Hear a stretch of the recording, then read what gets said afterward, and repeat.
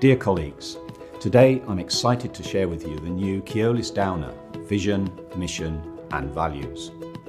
These are fundamental in building our company culture and defining the way we do things, behave towards each other and towards our customers. Our values define our personality and what it means to be a Keolis Downer employee. Our vision and mission give us a common goal and sense of purpose. Establishing these has been a collaborative process in which many of you have been involved. 2020 has been a very eventful year and also a perfect time to reflect on who we are and how we can make a difference.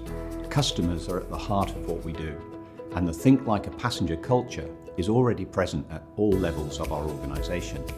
We are recognised in the market through this value, which is also at the centre of public transport authority minds.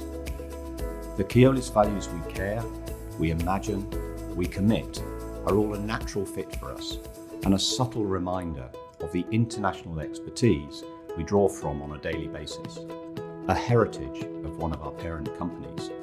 Finally, Zero Harm defines our culture of safety and continuous improvement that focuses on reductions in harm to our people, our passengers and the environment. These new values set us up for a fresh start in a new context where we've all been impacted by COVID-19.